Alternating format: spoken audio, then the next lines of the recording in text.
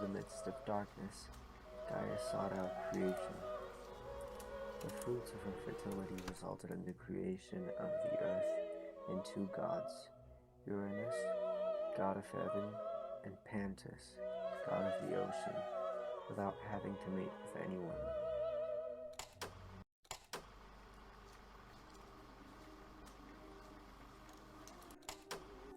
Gaia and Uranus started mating and gave birth to several disgusting creatures, some titans, others cyclops.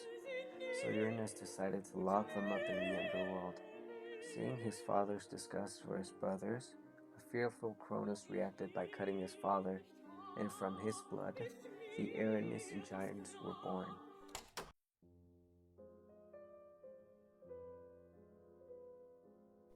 Uranus, wounded as he was, couldn't prevent the release of his sons from the underworld, an action that allowed Cronus to declare himself ruler of the universe.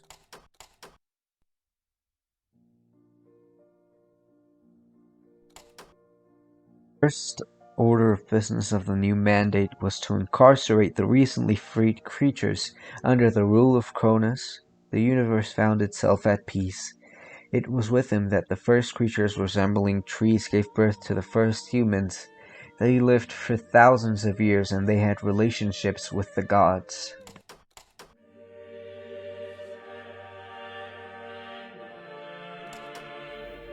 Even though marrying the love of his life and having brought an age of prosperity and abundance to the world, Kronos was afraid of his own future. Usually, when someone does a crime, it's natural for them to suspect that others may do the same thing. In the case of Kronos, he had the thought that, just as he did with his father Uranus, his children would reap the power from him. Thanks to this situation, a hatred to his offspring itself was born, and, alongside this, a paranoia that would bring his own fall.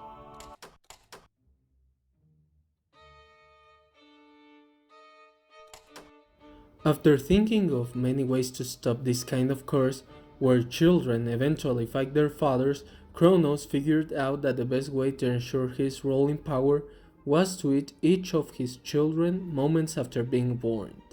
And so he did. For Rhea, this was a horrible and unspeakable act. That's why she suffered a lot. Nonetheless, she decided to change things when her sixth son was about to be born.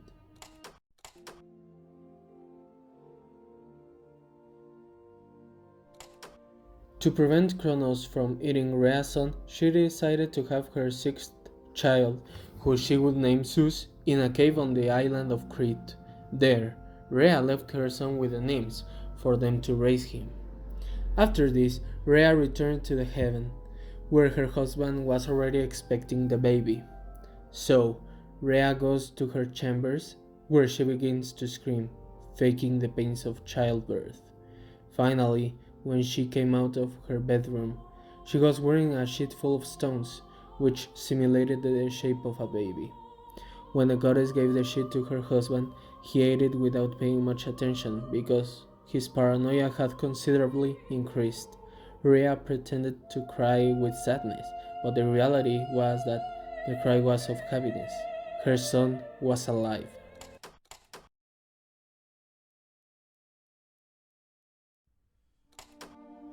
When Zeus was already an adult, he had a great grudge against his father because he wanted him dead to maintain power, and because he had cruelly murdered his brothers. Years later, Zeus married the Titaness Metis, considered the wisest being in all of creation. Eventually, Metis told Zeus about a potion that could bring his brothers back. With this potion in his possession, Zeus decided to set up to free his brothers. Since Kronos had no more children, he wasn't so worried anymore and didn't suspect anything about the curse. All this worked in favor of Zeus since, to give the potion to his father, he disguised himself as a servant of Kronos. Then, as soon as Kronos drank the potion, he began to experience stomach pain and nausea. Moments after feeling this, he began to vomit all his children, who already had an adult appearance. He even vomited the stones that he had eaten, believing that they were his son Zeus. Weakened and lying on the ground, Zeus led his brothers out of the heavens.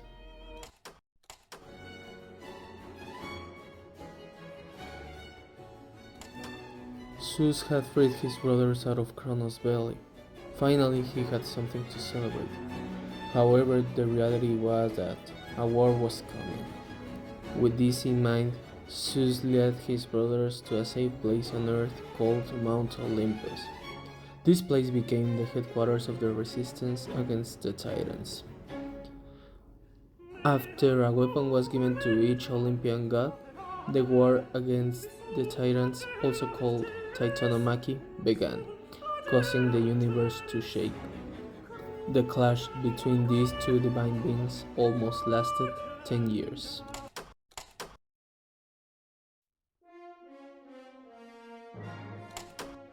After much effort, the Olympian gods won the war and punished the Titans. In the case of Atlas, the one who led the Titan army was condemned to hold the pillars of the world for eternity. Regarding the other Titans, these were exiled to Tartarus, and Zeus entrusted his uncles with the task of keeping the gates of this place secure. In the end, each Olympian god appointed himself a kingdom to rule. Zeus stayed in the heavens, Poseidon took control of the oceans, and Hades took over the underworld.